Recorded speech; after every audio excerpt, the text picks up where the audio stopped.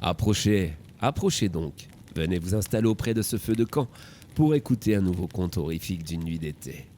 Cette fois-ci, c'est Dark Soul qui s'y colle. Un youtubeur excellent, avec une voix grave et un univers relativement sombre.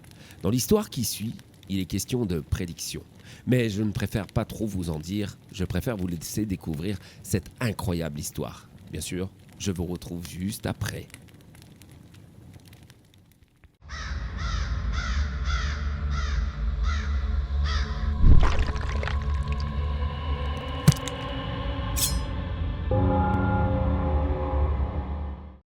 Je voudrais partager avec vous une expérience personnelle. Ce que j'ai découvert m'a beaucoup ébranlé, et encore le mot est faible. En guise d'introduction, et parce que j'ai le sentiment que c'est nécessaire, je vais vous parler un peu de moi. J'ai toujours été quelqu'un d'intuitif. Je pense que tout le monde a de l'intuition, mais qu'elle est plus forte chez certaines personnes. Il m'est arrivé plusieurs fois dans ma vie d'être poussé à faire quelque chose sans raison apparente. Je ne sais pas vraiment comment expliquer ce phénomène, n'étant pas sûr de le comprendre moi-même. Disons que plusieurs fois, face à un choix par exemple, quelque chose d'irrationnel m'a poussé dans une direction plutôt qu'une autre, et que ça a été bénéfique pour moi. Par ailleurs, je cerne assez vite les personnes que j'ai en face de moi. Ma première impression est très souvent la bonne. Ce qui m'est très utile, car je ressens quand une personne, un inconnu que je croise, est en danger. Je peux également sentir les choses. Pas toujours évidemment, mais cela m'arrive régulièrement. Pour vous donner un exemple, je vais vous parler de ce qui m'est arrivé quand j'étais à l'université il y a quelques années. J'avais une matière où nous devions tous passer devant le reste de la promo pour un oral. La première séance, nous nous étions vus attribuer ces exposés. Nous savions donc à quelle date nous passerions. Mon tour approchait, et comme à mon habitude, j'attendais la dernière minute pour effectuer mon devoir. Toute la semaine précédant mon passage à l'oral, j'ai ressenti quelque chose. Quelque chose que je n'arrivais pas à cerner, à comprendre.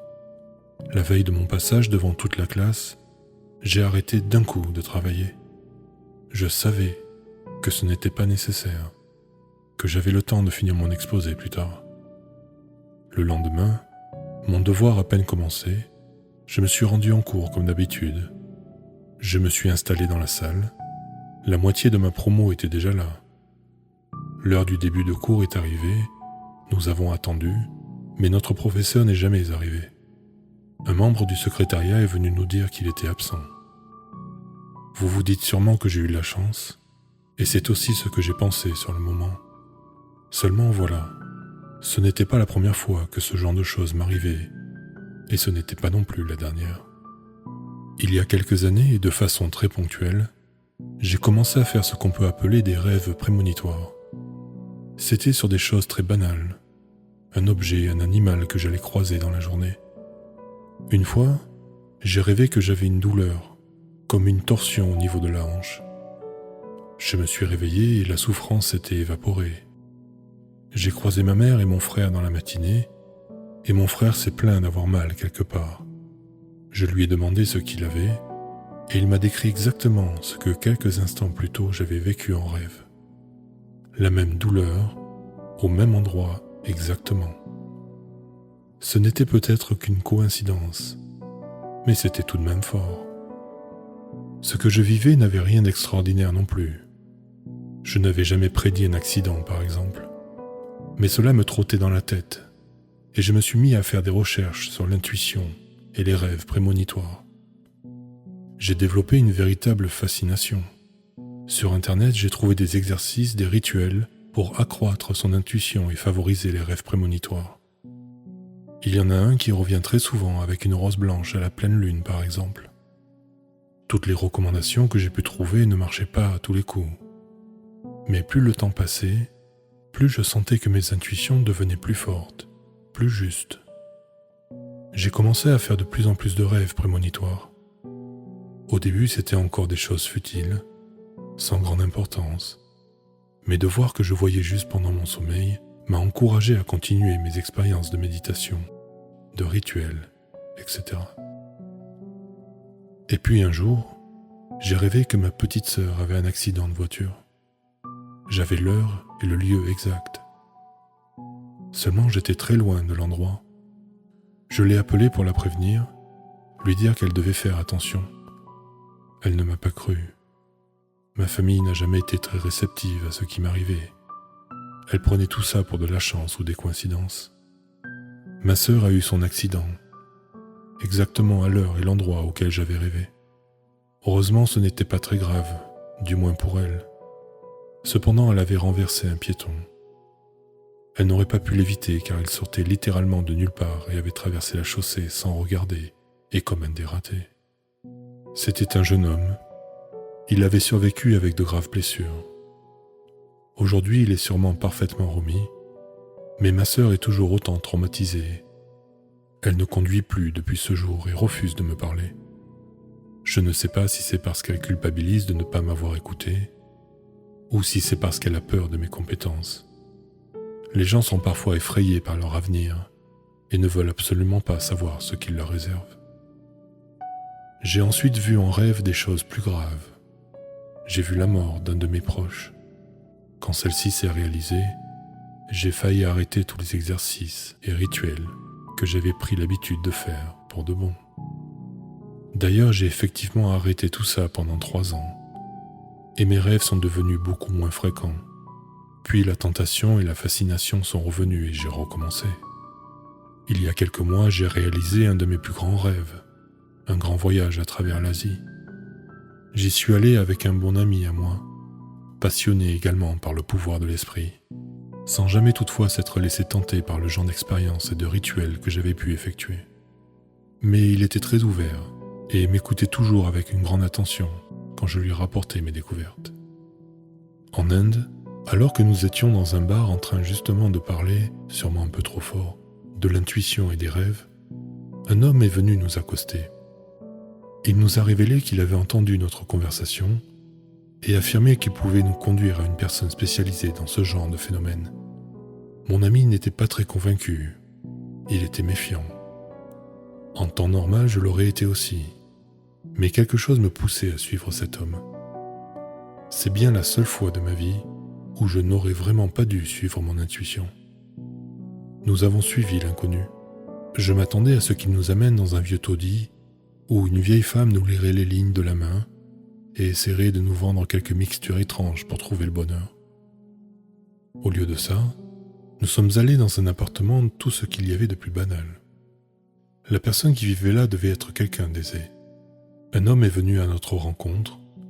Il était habillé en costume. J'ai pensé qu'il rentrait du travail. L'homme qui nous a accostés et l'homme au costume ont échangé quelques instants en hindi. L'homme en costume s'est ensuite adressé à nous et l'autre s'est retiré. Il nous a affirmé qu'il connaissait une technique très ancienne, qu'il tenait de ses ancêtres pour ouvrir nos esprits, décupler notre intuition et obtenir en rêve la réponse à une question sur notre avenir.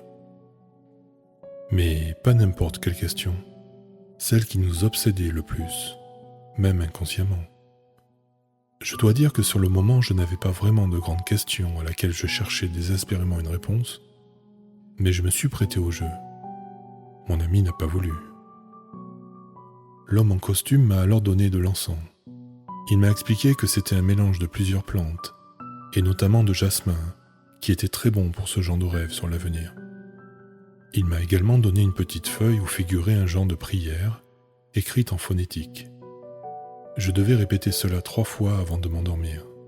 Évidemment, nous avons dû lui payer une certaine somme, mais j'ai trouvé que cela restait raisonnable. J'avais également l'interdiction de partager cette prière avec qui que ce soit. Sur le moment, j'ai pensé que c'était pour protéger son commerce. J'ai promis et mon ami et moi sommes repartis d'où nous étions venus. Nous sommes rentrés chez nous quelques jours plus tard, et j'ai bien évidemment essayé cette prière. J'ai allumé l'encens et récité la formule 3 fois. Pendant mon sommeil, j'ai eu une réponse à une question que j'avais réussi à refouler. Une question qui avait pourri une bonne partie de mon adolescence. Elle m'avait déclenché de violentes crises d'angoisse et une peur constante. Puis un jour, ça avait fini par passer, doucement mais sûrement.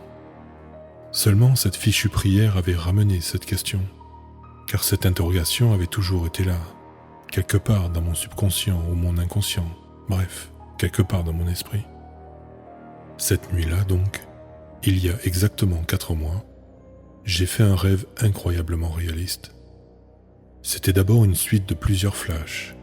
J'ai vu une amie d'enfance brûlée, elle était couverte de sang. Elle se trouvait dans un couloir de métro. Puis j'ai entendu une détonation assourdissante, et de nouveau des cris. S'en est suivi un autre flash, où j'étais mourant, avec ma famille à mon chevet. Les médecins disaient qu'ils n'avaient rien pu faire face à un cancer foudroyant. Sans transition, je me suis ensuite vu au cœur d'une émeute très violente à Paris. Des gens crachaient leur colère et jetaient des projectiles sur les forces de l'ordre qui ripostaient à leur tour.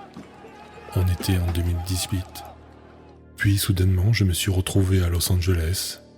J'avais un journal à la main, on était le 3 mai 2019, quand soudain la terre s'est mise à trembler violemment. J'ai vu ensuite Venise sous les eaux. En fond sonore, j'entendais un journaliste dire que nous étions en 2026. Les flashs ont continué. Je voyais des personnes qui me sont proches mourir, soit de maladie, soit à cause de catastrophes naturelles, soit de manière violente à la suite d'agressions.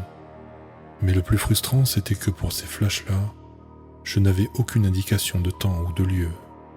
Puis, tout est soudainement devenu noir. J'ai alors entendu une voix, désincarnée. Elle parlait d'un ton monocorde. Elle n'a dit que quelques mots, gravés à jamais dans ma mémoire. Notre ère touche à sa fin. Notre civilisation a dépassé depuis longtemps son apogée. Puis il y a eu un long silence. Je ne sentais ni ne voyais plus rien. Alors que je pensais me réveiller, la voix a dit une dernière chose, et puis je me suis réveillé. Pendant mon adolescence, les guerres, la violence, les attentats m'obsédaient, me terrifiaient. J'avais constamment peur de l'avenir. J'avais développé cette peur irrationnelle de la fin du monde. Grâce à mes proches qui avaient su me raisonner, j'avais refoulé cette idée farfelue. Mais aujourd'hui, je sais que ma peur n'était pas si irrationnelle que ça. Même si je sais que ce n'est pas réellement la fin du monde qui nous attend, mais la chute de notre civilisation. Je me suis réveillé avec la certitude d'être devant une vérité indiscutable. Dans les prochaines années, la violence va s'accroître. Il y aura plus de malades et plus de catastrophes naturelles. L'humanité ne s'éteindra pas, l'homme s'adaptera comme il l'a toujours fait, mais il faudra tout reconstruire. L'ordre que nous connaissons aura disparu. Tout cela va aller très vite. Je n'ai pas de date, pas de fourchette, mais il suffit de regarder autour de vous. Les signes sont déjà là. Écoutez les informations.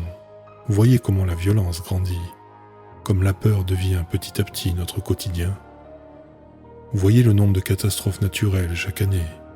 Voyez la montée de l'insatisfaction générale, l'épuisement des ressources, la disparition des espèces, des forêts, de la barrière de corail. Ce rêve m'a terrifié, parce que je sais que c'était plus que ça. C'était la vérité. Je le sais et je le ressens au plus profond de moi. Mais le plus angoissant, c'est cette dernière phrase que la voix a prononcée avant que je me réveille. Vous êtes seul. Plus personne ne veille sur vous.